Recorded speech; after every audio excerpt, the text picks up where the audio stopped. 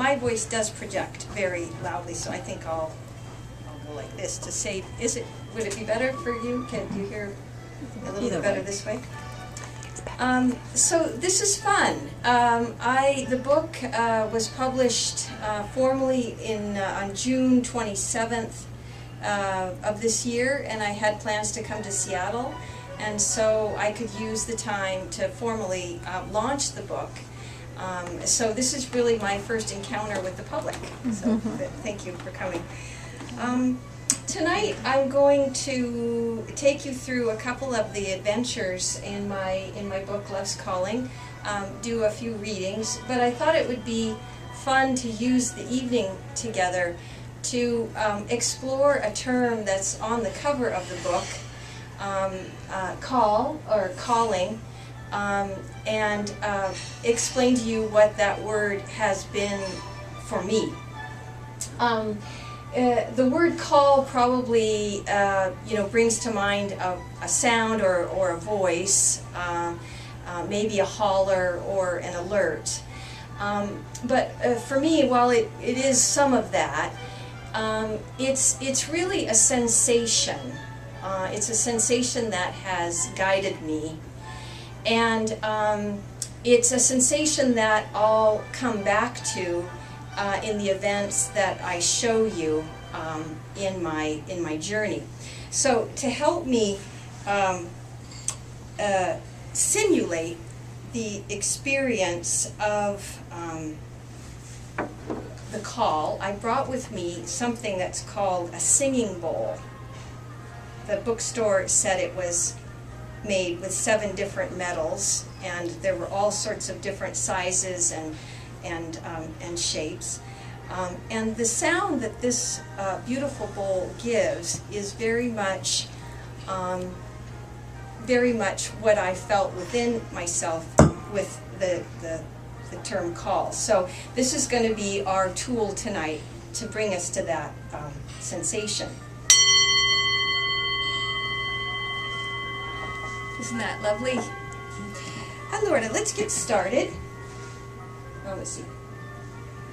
I'm in my early 20s. I'm in Seattle, and I have a fulfilling life. I have some very sophisticated political opinions. I'm on a bicycle team with 16 very competitive women. I don't know what it is like now, but in those days it was very exciting to be on such a large team.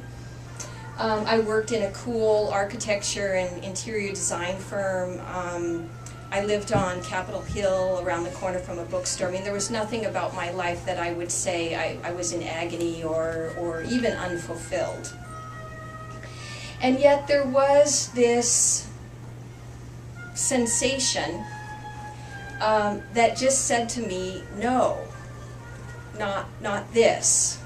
And as we'll explore together tonight, this element, this call, doesn't ever give me the next step. It invites me. It's like it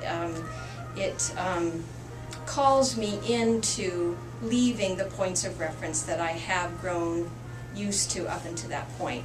So the beginning of my voyage is at this point where I methodically left everything in my life. I gave up the lease on my apartment. I stopped my job. I sold most of my belongings. And I hit the road in my '69 American Motors Rambler named Ruth Ann.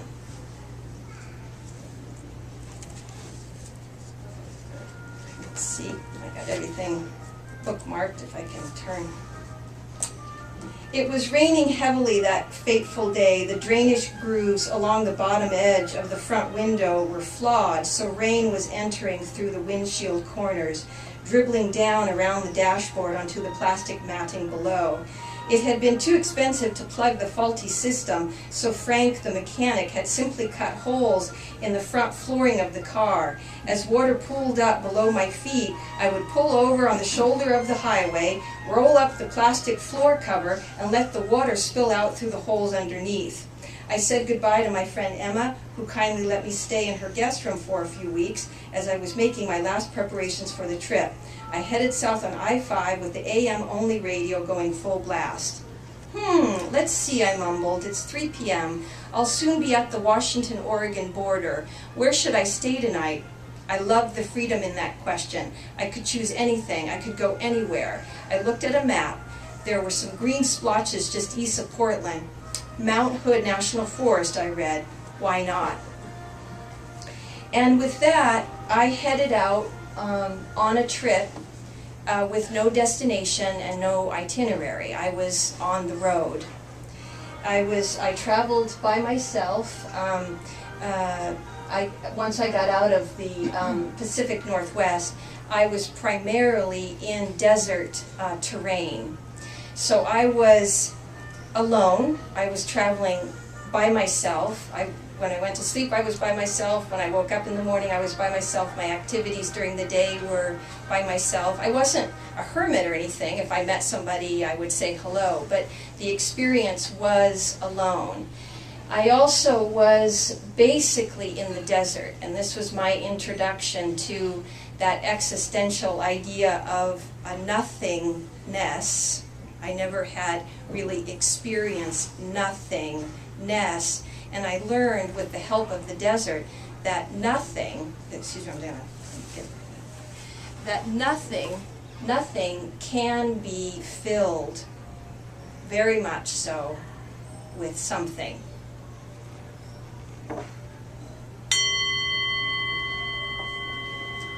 My journey ended in Santa Fe, and here I'd like to just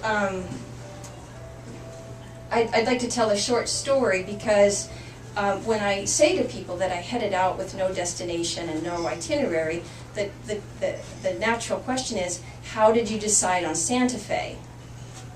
Well, I've been traveling now for a couple of months, and it's simply getting cold. And I go from Colorado Springs down into northern New Mexico.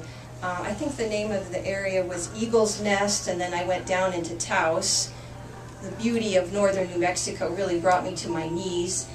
And I'm getting cold. I have this sensation that I don't want to put up my tent anymore. I look at my map. I had one of those big, mobile gas, those big picture maps. And I found a location that was in the lower altitude. It was 3,000 feet above sea level as opposed to 9,000 feet. So I thought it would be a little warmer. I headed into this valley, took a left, and went in the direction of the national park. I drove up to this lakeside camping area, and it was an area, maybe in the summertime it had its beauty, but it was covered with a thin gray shale rock. So I was in this infinitely large valley that was covered with thin gray rock. Maybe the residue or something, the way the day, the sky and everything, the lake also appeared gray. The service areas were closed down in gray brick buildings. Each of the campsites that was marked by like a sewage pipe was also gray. The metal label that identified each of the camping sites sort of clicked in the wind and was also gray. And I was not going to put up my tent in that location. I inadvertently looked over in the passenger side of Ruth Ann, and I forgot that during the morning I had picked up the want ads. It was one of those freebie restaurant, I picked up the want ads, and my eye raced to the bottom of the page, which were rooms for rent. And a cozy little ad was there, something like, school librarian looking for female room, it was perfect. And still to this day, I could not swear that as I drove up, there was a phone booth right next to me. But looking over then to my left, it seemed like this phone booth appeared out of nowhere. So I got out of Ruth Ann, I went into the phone. Within minutes I was talking to this nice librarian who invited me to come stay and just try it out, and it was within the hour. Ruth Ann was parked next to a nice green lawn, and I had a room and a bathroom and clean sheets to myself, and that was my new home. So oftentimes these big decisions that we put into our heads, could it be this, could it be that, maybe the job market, maybe schooling, maybe this, oftentimes they really come down to a moment where there's really nothing else. So I'm in Santa Fe. This is my new home, exquisitely beautiful terrain. But I've now been traveling on my own, following a sense of this, a sense of openness, leaving behind points of reference that I could no longer return to. And I discovered something very important. All of that time that I had spent opening to this unknown, this what I came to refer to as boundlessness, that meant that all of me was expanding, not just the pretty parts. You know, I had some ideas of maybe some spiritual evolution going on within me, and I would have liked it if just the pretty parts would have popped out of me and expanded. But what I learned is that when you expand, and even what is often referred to as your shadow side was up. And it didn't take me very long to wreak enough havoc that I then moved on from Santa Fe. I think I was there maybe 2 years, and I went on to another place that wasn't probably very good for a person who was out of control, Las Vegas, and then Los Angeles. I was in Los Angeles when the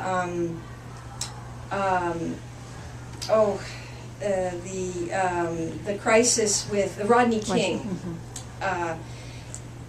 beatings occurred. I came home and turned on the TV when there was coverage of the riots going on in South Central.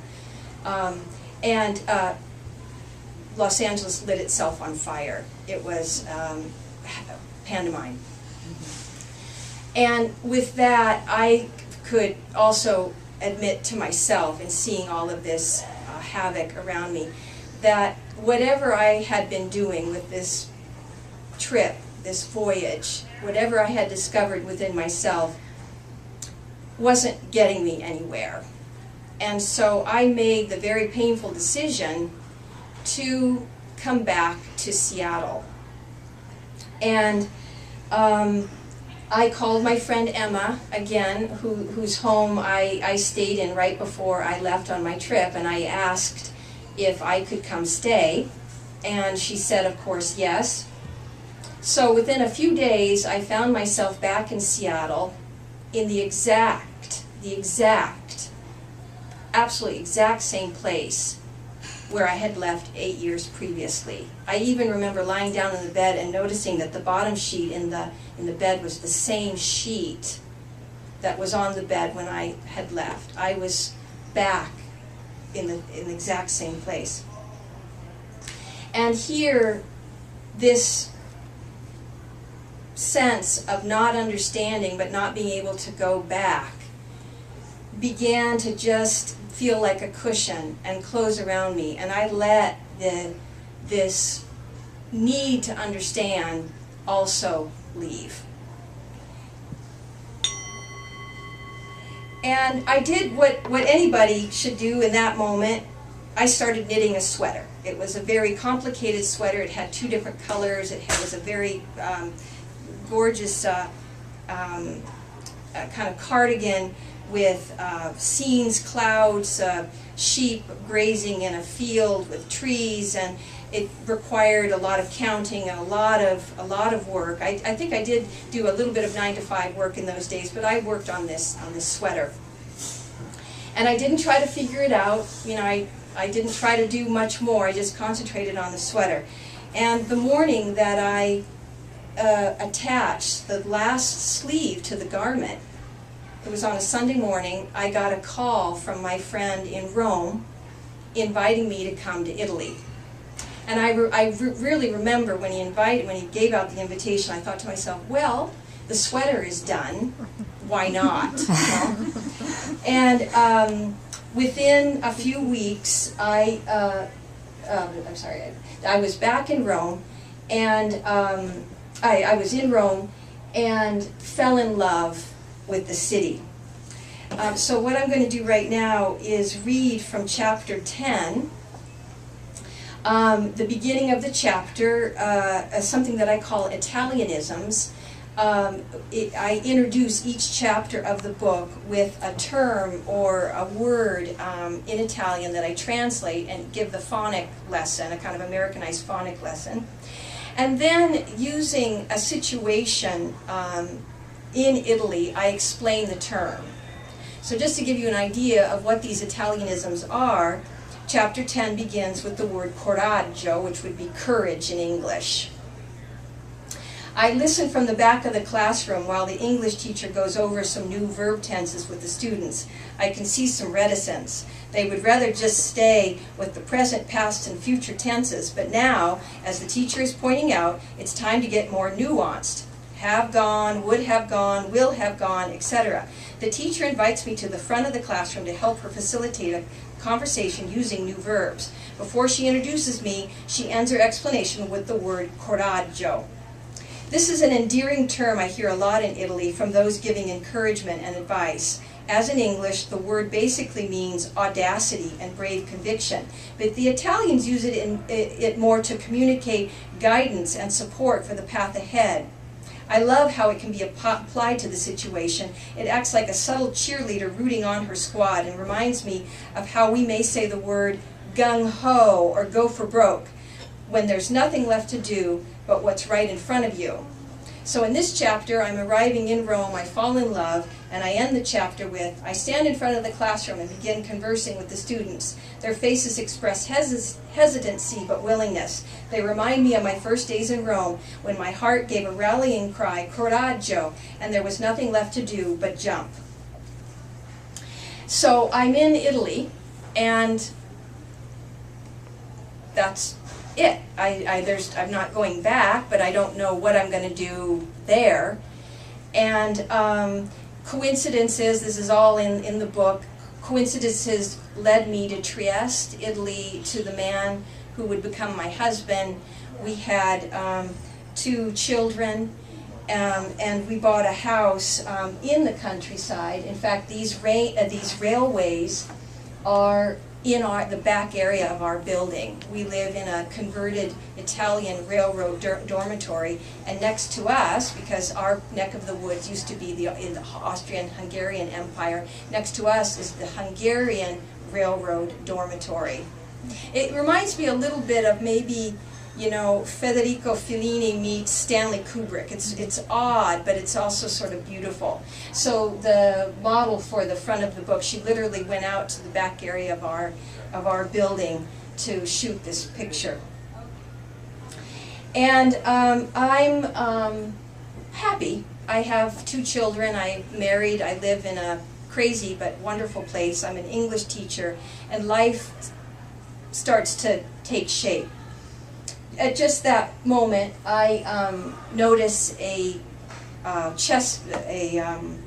walnut-size lump in my upper right breast, and I'm diagnosed with cancer. It's complicated. I had in the end 5 different operations, and the cancer is labeled as aggressive, and so I had harsh chemotherapy sittings that required usually a full day of not doing anything but just sitting and maybe vomiting. But I remember I didn't even have the focus to read. It took it out of me. And this period, the cancer, brought me to a crucial turning point. And I had been on a spiritual journey. I had been journeying within myself. I had been exploring and investigating and finding and doing. And this me, this Elizabeth, was now laid flat. I literally could do nothing but lie and look at the clouds passing by in the sky and the window.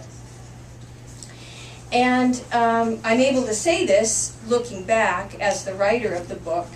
I discovered that the me that had been so diligent and so exploratory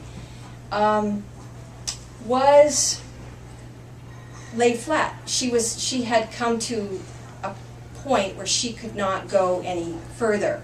As pious as I thought my explorations were, I could not do even that anymore.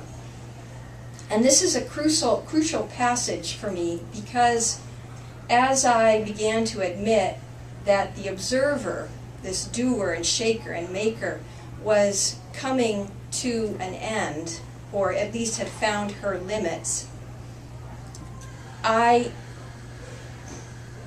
realized that with the doer, the observer finishing, there was someone, something, somehow,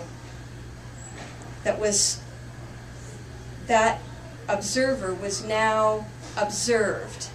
It was as if a pair of eyes were coming toward me, seeing something, and seeing the observer. It's as if I came out of myself and could see the limits of the doing, the observer. It's a point beyond action, it's a point beyond doing, it's a point beyond the immediate participation in life. And appreciating the observed quality of living. It's a very receptive point of view. I can also say it's a very spirit-oriented point of view. The doer was no longer the protagonist. I had to admit that there was something else going on as the observer found her limits. And I call that phase of my life learning about the observed. It's a moment that really takes a deep breath to admit to myself that that person doing all of this stuff was not the one running the show. That there was something else. I couldn't articulate it, but I knew that something else was the one that could see. It was a pair of eyes in which the observer became the observed. And this was definitely a moment where the inability to understand what I was moving into, I had to just accept. Now, the cancer had been re-diagnosed, and I unfortunately had to go back into the hospital. At that point, I decided to have a bi-mastectomy, and I wasn't medically at risk, but I had just decided to have my breast tissue eliminated so that I could maybe do away with the problem altogether. And unfortunately, the temporary prostheses that were placed in my breasts were too heavy, so when I came out of this 7-hour operation, I couldn't breathe. And I was hooked up to an oxygen machine, and there was also a blood clot going on, so I was woken up on the hour. And I slowly fell into total exhaustion. My existence at that point for the next 24 hours was just that sound of the oxygen machine, you know, kind of. That's all that I could hear, that's all that I could feel. And in the depths of that nothingness, where there wasn't anything to my existence besides that oxygen machine, I heard a voice. And that voice I can now say was the observer and the observed talking.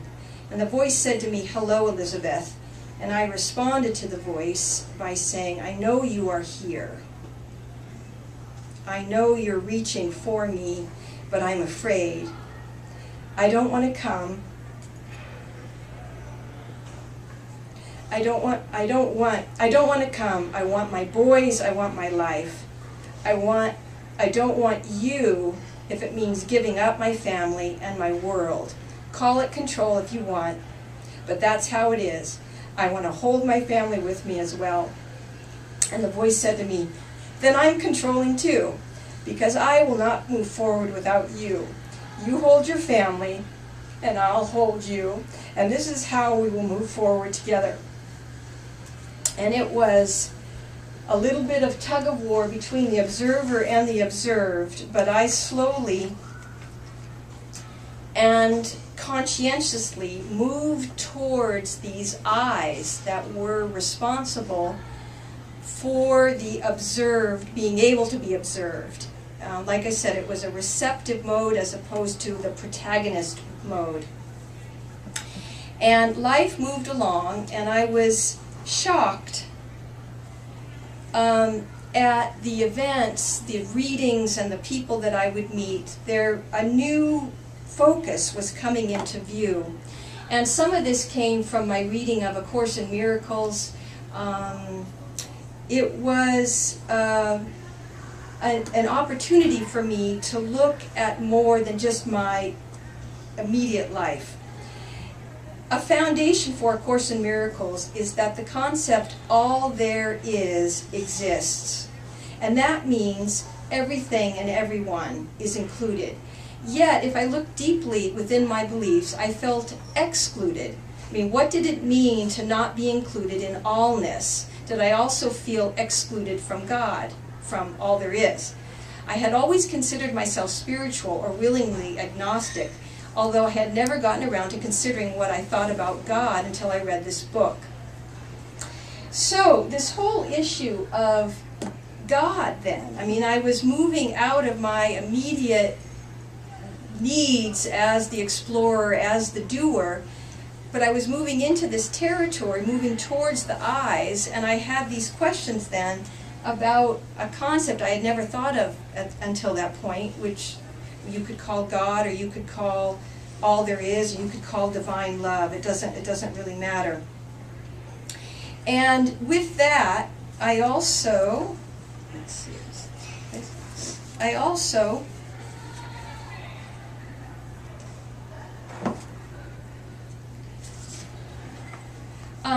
found the teachings of a man named Kenneth Wapnick. At the end of the presentation, I'll list these people for you, so you don't need to write them down.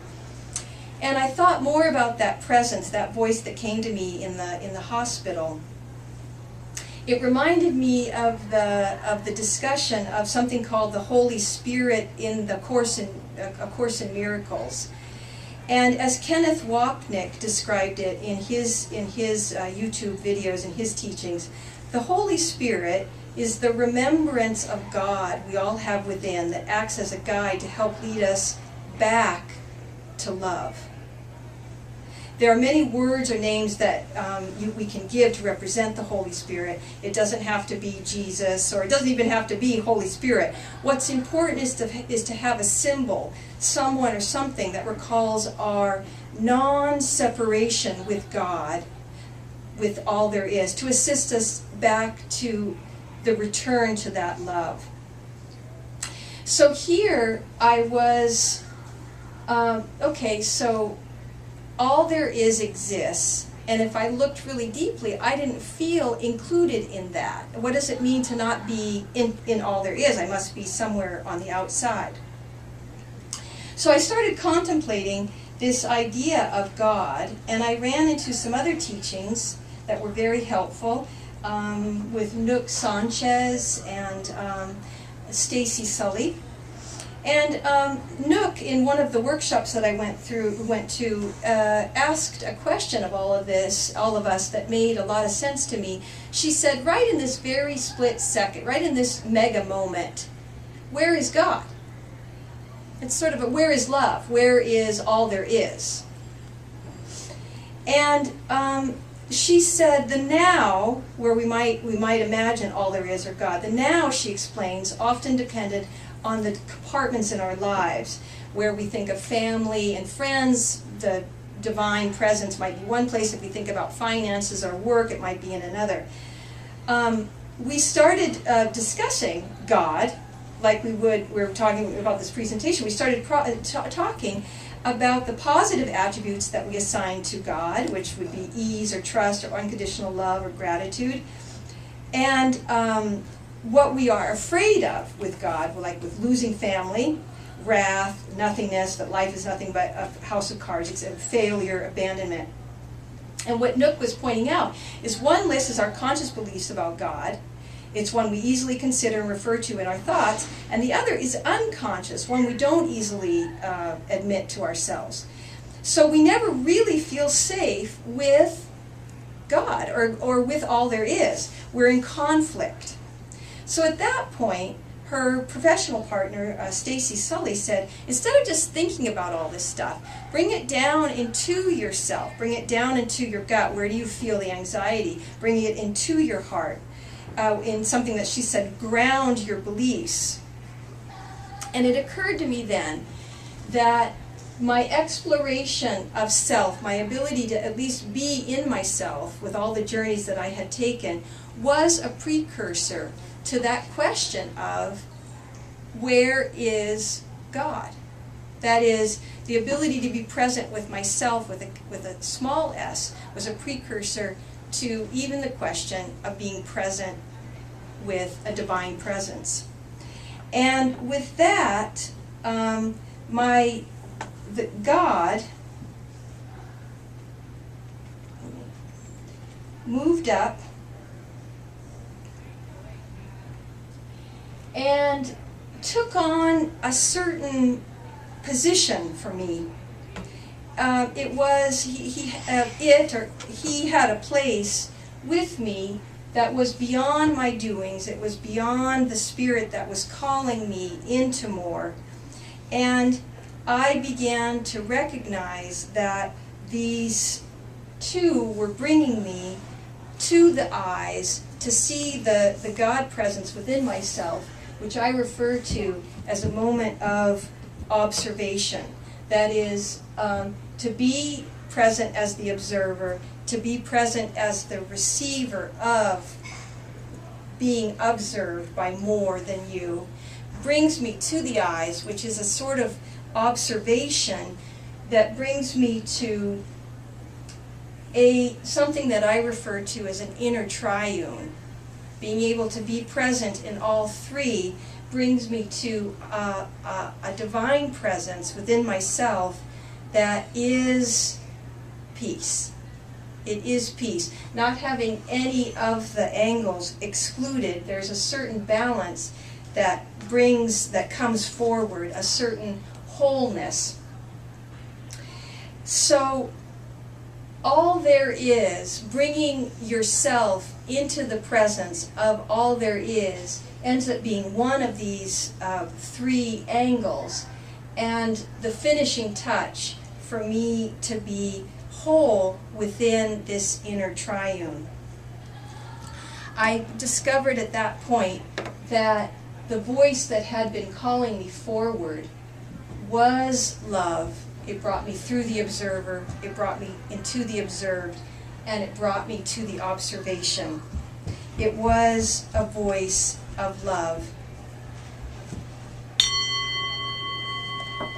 And it led me to the ending afterward of the book that says, love is calling.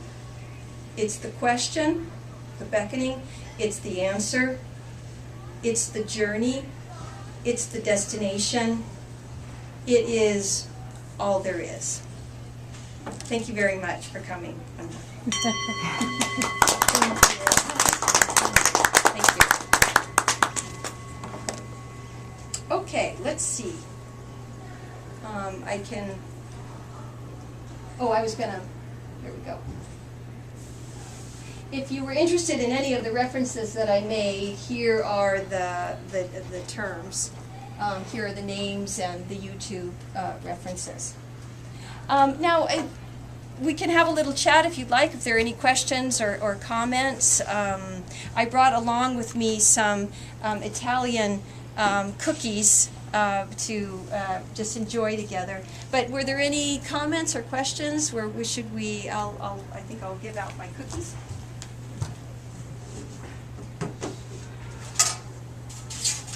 This recipe is in the book. Here.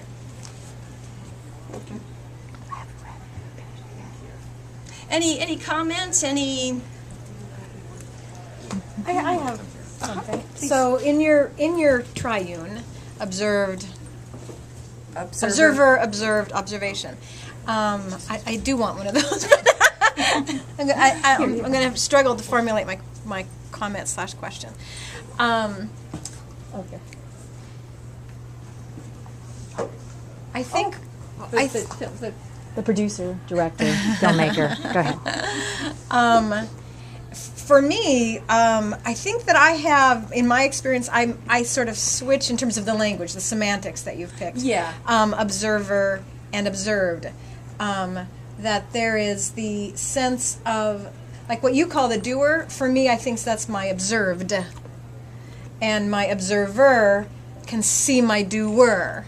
Yeah, that's a really good question, because those words can switch depending on where you're coming from. In the sense that, I mean, what I have the same sensation, but it's very interesting. You know, when you first get into meditation or spiritual work, you're asked to be the observer. Yes. Okay, and it is one step back into peace, which is very helpful.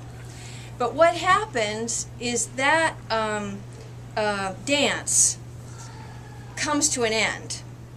And what I discovered is that there's yet another observer. It's a more provocative observer, and it leads me to more beyond my limits as a physical Elizabeth. Mm-hmm. And so for me, I might use the language intuition. Okay, yeah. These terms I picked up on in a book by Elizabeth Hike, where she also talks about the realizer, the realized, and the realization. Yeah, the experience of. But what's essential with the triangle is the power involved in not getting stuck in one angle more than another. Okay. And it's also very challenging. The God issue is challenging because, I mean, it has a bad reputation. That word has been overused and badly used. It was maybe better to use allness or something, or divine consciousness or something like that. That it's very challenging to bring that in to presence, because it's like, well, who am I? Right. To even get into that kind of material, you know. But it's not I. It's a part of the angle. And then once the three parts have been, let's say, recognized, understanding that the observation comes here. My sensations are here. So it's not like I'm out in you or in that corner of the bookstore or something and it's right here. So even though it's a massively spiritual moment to be thinking about allness and bringing allness to self, recognizing then that it does happen together within. In this case, a person. In a person. Yeah. And again, it's challenging not to get pulled to one side or the other. Sure. So the spiritual life that hops over the physical can be as damaging, let's say, as the physical that hops over the spiritual. But yeah, this is basically, we could also have a very religious titles on this trilogy, God the Father and the Holy Spirit. Yeah. That doesn't really appeal to me. I'm not a religious person in that sense, but we're talking Yeah. about those concepts. Yeah. I mean, I like these because they're sort of salt of the earth kinds of terms that everybody can get into. But the weight of their effects are that big for me. So it's sort of interesting how the physical then journey did have it helped me, but it of itself was not it. But there was drama. Where I sensed the most drama in your presentation was perhaps in the observation or the divine being's interaction with the other parts of you. Yeah, it's and you're essentially striking a bargain. and that's what or- it feels like at first. Tell us more about Yeah, that. because I think for all of us, but especially for me, you'll see in the book. I mean, control is a big issue, and so when you feel yourself slipping away, I mean, at that point, I literally didn't have physical strength to breathe. I mean, I was going down to the pit bottom then, and to admit that there was something beyond my ability to breathe it's sort of a heady moment. It's like, whoa, whoa, whoa, whoa, whoa, whoa. What I want, number one, is my sons. Number two, I'm not leaving this life, so whatever that is out there beckoning me, you don't have any deal whatsoever unless I'm... But what's still emotional for me is that presence is of love, and it's also not going to go anywhere without me.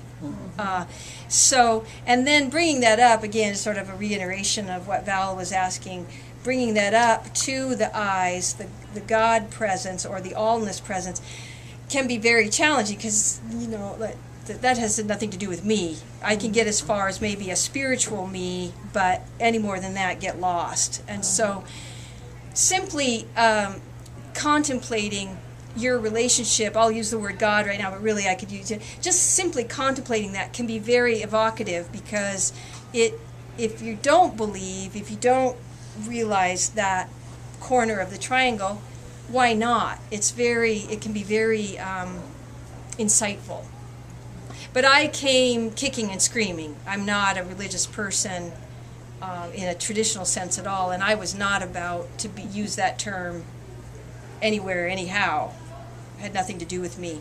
But if we do look at that term as all that there is, and why am I not part of that?